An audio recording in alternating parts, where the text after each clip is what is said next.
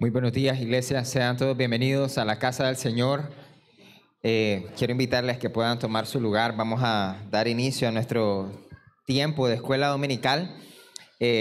Siempre es un gran privilegio el poder compartir con ustedes este tiempo y pues estoy muy alegre y gozoso porque el día de hoy iniciamos nuestra nueva serie de escuelas dominicales. Si recuerdan, ya inicia el próximo domingo el mes de la Reforma. Entonces iniciamos esta nueva serie de escuela dominical y que se ha titulado Ad Fontes, como volver a la fuente o de regreso a la fuente, ¿no? Entonces vamos a lo largo del mes de octubre vamos a tener esta serie de escuelas dominicales con diferentes temas bastante importantes para la iglesia. Y específicamente, el día de hoy vamos a iniciar con la historia del canon. La historia del canon es el tema de esta mañana para la escuela dominical. Cómo se formó el canon, qué estuvo detrás de esto, por qué la necesidad de un canon. Y durante el desarrollo de la escuela dominical van a haber algunos datos bastante importantes que como iglesia y como creyente es importante y necesario que tú lo manejes, que tú lo domines ante cualquier señalamiento o al final no se trata de iniciar una discusión sin sentido, pero es importante que tú sepas y conozcas de esto. Así que antes de iniciar, permítanme orar al Señor y dejar este tiempo en sus manos para que sea Él guiándonos, por supuesto, que sea su Espíritu guiándonos a toda verdad y que este y el resto de los temas que van a desarrollarse en el mes sean también de edificación para nosotros. Oremos. Buen Dios, te damos gracias, Padre, por tu misericordia, por tu bondad, por el tiempo que nos permites estar acá, Señor. Gracias por traer con bien a todos mis hermanos, Señor, por también proveer los medios para que cada uno de ellos pudiese estar acá, Señor. Dejamos este tiempo, Señor, de escuela dominical en tus manos, Señor, para que tú obres grandemente en nuestras vidas, en nuestros corazones, que todo lo que vayamos a ver y desarrollar durante la escuela dominical, Señor, también quede no solamente en nuestra mente, Señor, sino que baje a nuestros corazones, Señor, que podamos entender, Señor, lo que tú estás hablando, Señor, a través del desarrollo de esta escuela dominical, Señor. Te pido que pues tú me uses, Señor, para la edificación de tu iglesia, Señor, y que también podamos estar atentos, Señor, que todos nuestros sentidos puedan estar atentos a lo que tú vas a enseñarnos esta mañana, Señor. Quita de nosotros cualquier tipo de distracción, alguna preocupación, Señor, que podamos tener, Señor, que en este momento, Señor, realmente estemos deleitándonos en ti, Señor, en total libertad, Señor, sin ningún peso, Señor, en nuestros corazones, Señor. Dejamos este tiempo en tus manos, Señor, para que tu nombre sea exaltado y glorificado, Señor, y en tu nombre oramos. Amén y amén. Quiero invitarles que vayan, que busquen en sus Biblias y vayan conmigo al libro de Segunda de Timoteo, capítulo 3, versículo 16. Y antes de iniciar el desarrollo de la escuela dominical, quiero tomar este texto para como una introducción a la escuela, a esta escuela dominical, que es la historia del canon. Segunda de Timoteo, capítulo 3, versículo 16, un pasaje muy, pero muy conocido por la iglesia, y dice así: toda escritura es inspirada por Dios y útil para enseñar, para reprender, para corregir, para instruir en justicia. Versículo 17 dice: a fin de que el hombre de Dios sea perfecto, equipado para toda buena obra. Lo leí en Nueva Biblia de las Américas, pero la traducción de la Reina Valera dice: toda la escritura es inspirada por Dios. Así que con base en este pasaje podemos entender que desde Génesis, desde el libro de Génesis hasta el Apocalipsis, todos los 66 libros de las Escrituras han sido inspirados por Dios. Todas las religiones en el mundo tienen sus libros sagrados y la mayoría de estos libros, como el Corán, como el libro del Mormón y entre otros, todos estos libros son el resultado de la reflexión humana y la supuesta revelación. Ustedes saben que al menos el libro del Mormón es un libro que en teoría tiene una supuesta revelación, ¿no? Y también es producto de la reflexión humana, es decir, que no son libros que realmente estén inspirados por Dios. En el cristianismo, la Biblia es el fruto de una especie de colaboración entre el Espíritu Santo y los autores humanos y fue producida en un periodo alrededor de unos 1000 años aproximadamente. Ahora, hubieron muchos escritos en ese tiempo, pero no todos los escritos espirituales se conservaron como inspirados. Algunos de estos escritos perdieron ese estatus de libros inspirados o libros sagrados. Y más adelante vamos a ver por qué perdieron ese estatus y cómo fue que se definió o cómo el resto de estos libros, que ahora son los que tenemos en nuestras Biblias, entraron a este canon. Esto llevó a la necesidad, toda esta, digamos, problemática de tantos escritos y cómo definimos cuál es uno inspirado y otro no. Entonces, esta problemática llevó a la necesidad de definir realmente qué libros son realmente palabra de Dios. El canon bíblico es un proceso de reconocimiento de estos libros inspirados. Surge la pregunta, ¿qué libros realmente son la palabra de Dios? Entonces, el canon responde a esto. El canon bíblico fue el proceso durante el cual se reconocieron todos estos libros y pudieron ser determinados como inspirados por Dios. Ahora, el problema del canon. Surge la pregunta, ¿qué libros son inspirados y qué libros deben estar en la Biblia? Al momento de que va a formarse el canon, surge esta pregunta, es decir, ¿cómo determinamos o cómo hacemos para poder incluir o no X o Y libro? Entonces, hubo un proceso bastante complejo y un proceso gradual. El proceso del canon se desarrolló en una línea de tiempo, no fue algo que fue instaurado de una sola vez, sino que fue un proceso bastante complejo y gradual en la línea del tiempo. Y no fue una decisión, digamos, abrupta, rápida, de un concilio. Los libros canónicos fueron reconocidos por el pueblo de Dios a lo largo de la historia, a lo largo de la línea del tiempo. Estos libros fueron reconocidos por el pueblo de Dios y no fueron impuestos de una manera arbitraria. Es decir, no hubo alguien que dijera, estos son los libros y ustedes los van a aceptar porque sí. No ocurrió eso con el canon. Y eso debe darte descanso de que no fue un hombre, una persona que de manera arbitraria instauró o dijo, estos son los libros que van a entrar al canon o este es el canon bíblico al cual ustedes deben apegarse.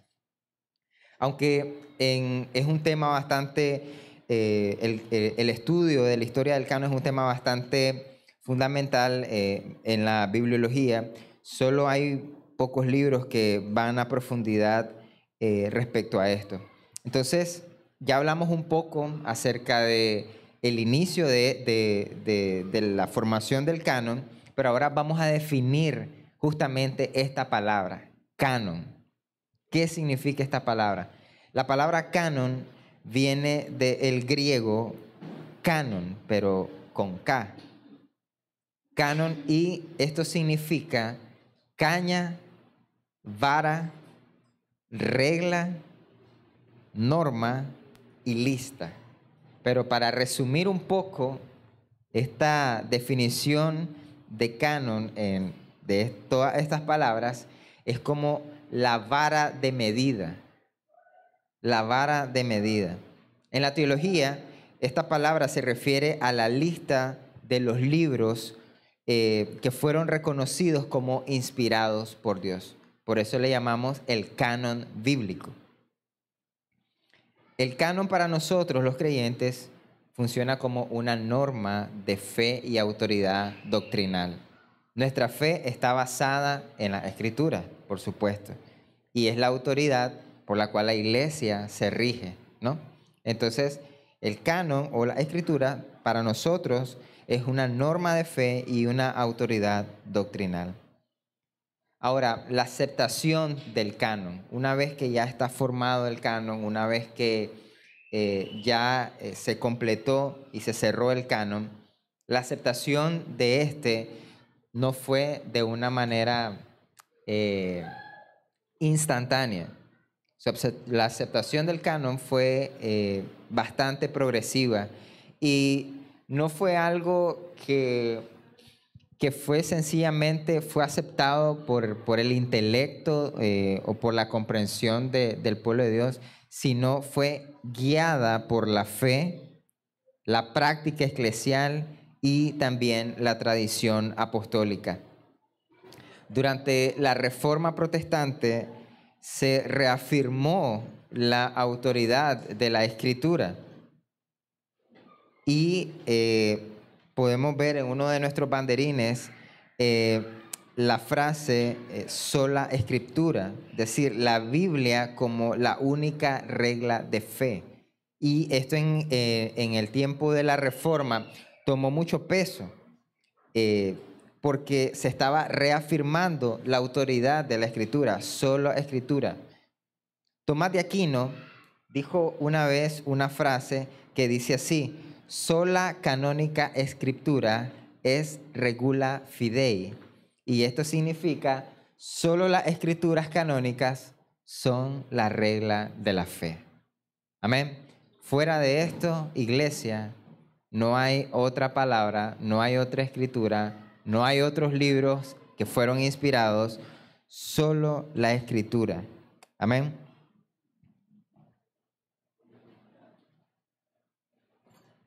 Hay dos teólogos de apellido Mesmer y Hutter que señalan que el canon bíblico es un eslabón esencial en la teología porque define qué libros pertenecen a la Biblia. Estos dos hombres son coautores de un libro que se llama La inerrancia de las Escrituras y ellos hablan acerca de esto. Entonces, ya que hemos visto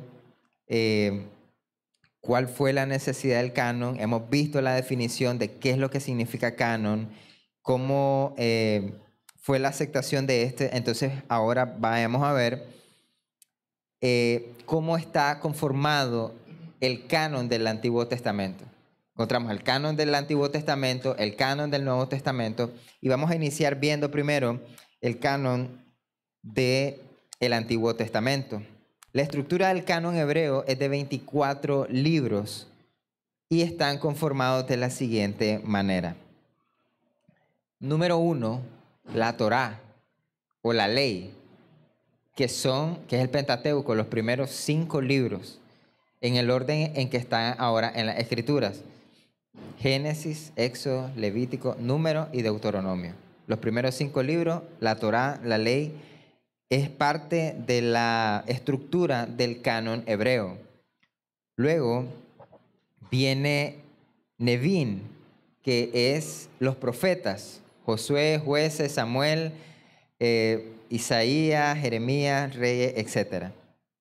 Luego viene el Ketubim, que son los escritos como Salmos, Proverbios, Job, Daniel, Esther, Cantares, etc. Y aunque los judíos contaban 24 libros, estos corresponden a los 39 del Antiguo Testamento cristiano, solo que estaban agrupados de manera diferente, ¿verdad? Ahora, ¿cómo estos libros, estos que acabamos de ver en esta estructura, la Torá, la ley, los profetas y los escritos, cómo fue el establecimiento de ellos? Y vamos a verlo a continuación. Este establecimiento de estos libros del canon del Antiguo Testamento fue de la misma manera progresivo, no fue algo instantáneo. Y vemos esto, la lectura, digamos, la lectura de la ley en tiempos de Josías, a la luz de Segunda de Reyes, los capítulos 22 y 23. Más adelante, Esdras y Nehemías restauraron la lectura de la ley. Y luego, en el año 70 después de Cristo, el encuentro de Yamnia, los rabinos confirmaron los libros ya aceptados. Este encuentro, rápidamente les comento, este encuentro de Yamnia es una escuela rabínica que se hizo posterior a la destrucción del templo, del segundo templo, y donde ellos confirmaron estos libros que ya habían sido aceptados, los que les mencioné en la estructura inicial, ¿verdad? Ahora, el uso en los tiempos de Jesús, el uso de este canon del Antiguo Testamento en los tiempos de Jesús. Jesús y los apóstoles citaron la ley, citaron a los profetas, citaron los salmos y confirmaron la tripartición del canon hebreo. Si se fijan, hace poco vimos la estructura que fue la ley, los profetas y los escritos.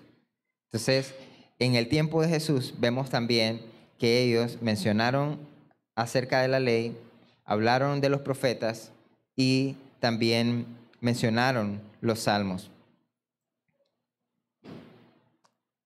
Otro uso en el tiempo de Jesús es la Septuaginta. La Septuaginta es un gran proyecto de traducción para los judíos helenizados que hablaban griego, y había una necesidad de hacer una traducción en griego. La Biblia se escribió en hebreo, en el idioma hebreo, pero había una necesidad de hacer una traducción al idioma griego para este sector, ¿no? Entonces, la Septuaginta fue este gran proyecto de traducción al idioma griego, y es la traducción griega del Antiguo Testamento. Fue usada en tiempos de Jesús y la iglesia primitiva.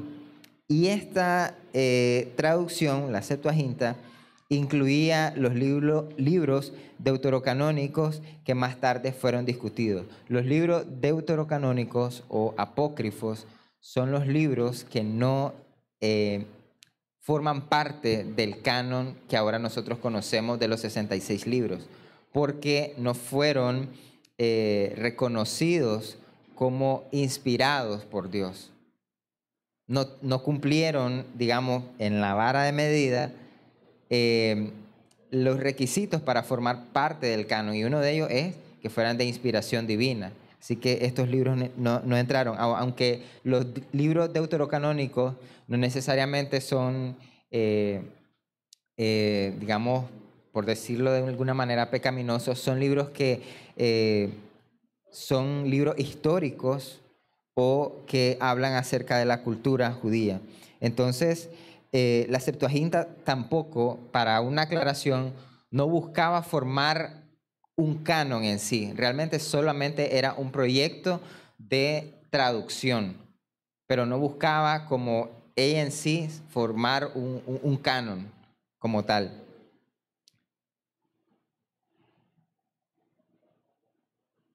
En En esta línea de tiempo hay siempre ha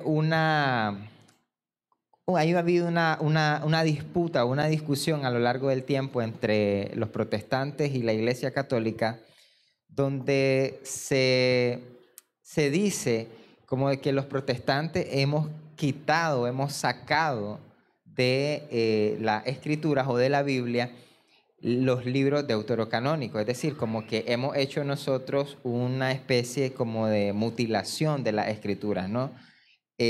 Pero para explicarles un poco rápido y sencillo de esto, le hablé del encuentro de Yamnia en el año 70 a.C., donde estos rabinos confirmaban el canon o los libros ya aceptados del canon del Antiguo Testamento. En el año 374 después de Cristo, el Papa Dámaso I le pide a Jerónimo de Estridón que haga, que forme digamos como inicia la creación de lo que se llamaría más adelante la Vulgata Latina, una Biblia en latín. Y en esta Biblia se incluyeron estos libros deuterocanónicos. Y fue desde este momento en que para la Iglesia Católica quedó establecida la Biblia con la inclusión de estos libros deuterocanónicos que no son reconocidos como inspirados por Dios en el año 374 después de Cristo. Y fue por una, digamos que, imposición de este papa llamado Dámaso I. Y de hecho hay historiadores y eruditos que mencionan que incluso Jerónimo de Estridón, que era el encargado de esto, no estaba de acuerdo con incluir estos libros deuterocanónicos. Finalmente, él accede por presión del Papa, pero en sí los historiadores indican de que él no estaba de acuerdo con incluir estos libros. Miremos ahora el canon del Nuevo Testamento. La necesidad de escribir este canon era para preservar la enseñanza de Jesús y guiar a las iglesias. También circulaban cartas y evangelios con autoridad apostólica. Ahora, miremos los principios de la canonicidad. El origen apostólico y profético, que era la relación directa con los apóstoles. Una coherencia doctrinal y espiritual. O sea, no había contradicción con la enseñanza de Cristo, como se encuentra en estos libros deuterocanónicos. El uso y aceptación general en la iglesia, la lectura pública que se daba en las congregaciones y finalmente la confirmación del Espíritu Santo, edificación, corrección y revelación. Ahora, la iglesia no dio la autoridad a los libros. O sea, no fue la iglesia la que dio la autoridad a estos libros o al canon. Simplemente solo reconoció la autoridad que ya tenían estos libros. Amén. Ahora, quiero explicarle esto. El Evangelio precede a la Biblia. El Evangelio está antes que la Biblia. Esto es para que lo tengas en cuenta y en mente. El Evangelio precede a las Escrituras. Entonces, como iglesia, incluso la iglesia primitiva, no dio la autoridad. Sencillamente reconoció la autoridad que estos libros, por ser inspirados por Dios, por tener coherencia doctrinal, ya tenían.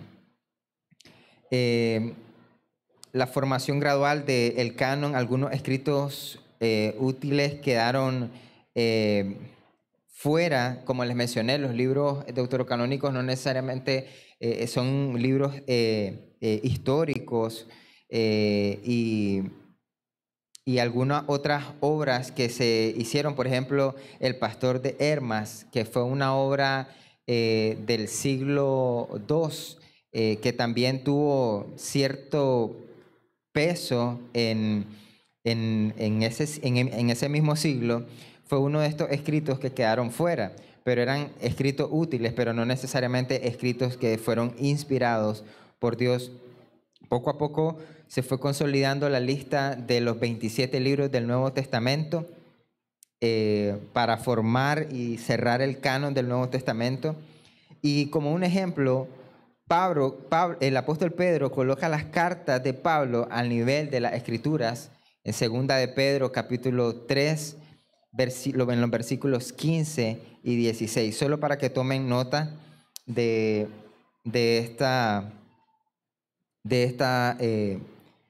este pasaje. Finalmente, el canon bíblico no fue el fruto de una imposición humana, sino de un reconocimiento divino. Y miremos algunos puntos importantes respecto a esto, de lo que hemos hablado. Número 1, la inspiración del Espíritu Santo en cada uno de estos 66 libros que ahora tenemos y que forman las Escrituras, la Biblia. La autoridad profética y apostólica. La coherencia espiritual y doctrinal que tienen tanto los libros del Nuevo Testamento como los libros del Antiguo Testamento. Si ustedes se fijan, hay una conexión entre ellos.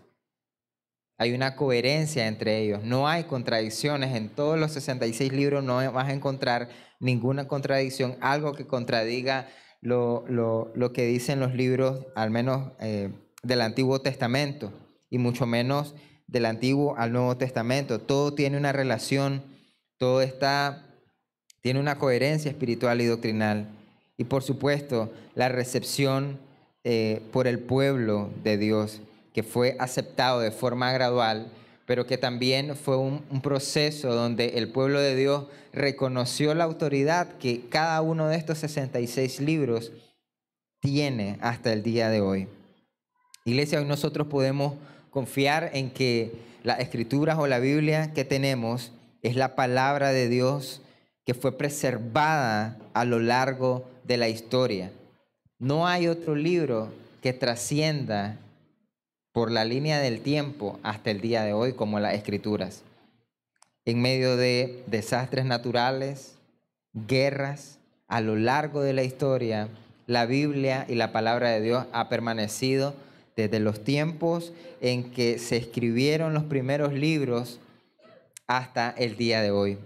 Y como una reflexión final, iglesia, y todo lo que hemos hablado acerca de la historia del canon, cómo se formó las Escrituras, los hombres que Dios usó, que Dios inspiró para que pudieran escribir estos libros, el proceso durante el cual se formó el canon y la vida incluso de muchos hombres de Dios que quizás hombres que ofrendaron su vida para que conservar las Escrituras. Si Dios cuidó su palabra, iglesia, con tanto detalle hasta el día de hoy, para que cada uno de nosotros pudiésemos tener una Biblia como esta, donde tienes los 66 libros. Tener una Biblia así en tu mano no es algo que tú deberías de tomar a la ligera. Es algo que debes reconocer como un gran privilegio. Después de tanto tiempo. Ahora yo te pregunto, iglesia, y una pregunta también para todos nosotros como el cuerpo de Cristo. Si Dios cuidó su palabra con tanto detalle, ¿la estás leyendo y obedeciendo como norma de fe y vida? ¿Realmente es esto lo que rige tu vida? ¿Es esto la norma de fe? ¿Es esto lo que rige tu fe, tu andar, tu caminar a diario? ¿Tomas la Biblia como la vara para medir tu vida? Iglesia, hay ciertas cosas que tú puedes dar quizás por sentado, pero el hecho de tener una Biblia en tus manos, debes de reconocer cada día que tú la abres y la lees, debes dar gracias a Dios por tenerla en tus manos y de la forma en que la tienes. Muchos años, mucho esfuerzo, mucho trabajo para poder tener hoy en día estos libros que con toda seguridad puedes decir que sí es palabra de Dios, que no es palabra de hombre. Y muchos dicen, pero es que fue eh, escrita por hombres, pero inspiradas por Dios. Los hombres sencillamente fueron un instrumento en manos de Dios. Aunque Dios no tenía necesidad de, de usarlos a ellos, pero en su soberanía, en su voluntad soberana, Él lo decidió así. Pero la pregunta, después de estudiar todo esto, iglesia, es si Dios ha cuidado y ha preservado su palabra desde esos tiempos hasta el día de hoy, y la palabra ha trascendido a lo largo de la historia, se ha mantenido. No ha habido absolutamente en el mundo un evento, una catástrofe que haya podido desaparecer las escrituras por completo de este mundo. Ese es el cuidado del Señor y la provisión del Señor de su palabra para todos nosotros. Entonces, iglesia, ¿estás leyendo y obedeciendo como norma de fe y vida? Esta pregunta solo tú la puedes responder y te animo a que medites en ella. No sé si regularmente tú lees las escrituras. Y si regularmente lo lees, ¿de qué forma la lees? La Biblia no la puedes leer como un libro más, como un libro académico. No la puedes leer como una revista o como el periódico. Debes tomar tiempo para meditar y escudriñar las escrituras. Así que yo te animo, iglesia, esta mañana a que seamos agradecidos con el Señor. Sé que la tecnología ha avanzado mucho y ahora podemos tener las escrituras en nuestros dispositivos, pero te animo a que no te pierdas el privilegio de sentir el peso de la Biblia, de que tus manos, tus dedos sientan las hojas de este escrito y de estos libros tan preciosos que son los que deben de regir nuestras vidas y nuestra fe. Así que permítame orar para finalizar este tiempo, iglesia, y darle gracias a Dios por su palabra. Buen Dios, te damos gracias, Señor, por el tiempo que nos has concedido esta mañana, Señor, de poder ver de manera muy breve, Señor. Podríamos incluso una serie, Señor, completa dedicada a la historia del canon, Señor, porque hay mucho que ver, detalles, Señor. Pero gracias por lo que en estos 30 minutos, Señor, nos permitiste conocer acerca de la historia del canon. Pero finalmente, Señor, podemos decir con toda seguridad que la palabra, Señor, la Biblia que tenemos hoy, Señor, estos 66 libros son palabras, Señor, tuya, Señor, directamente para tu pueblo, Señor.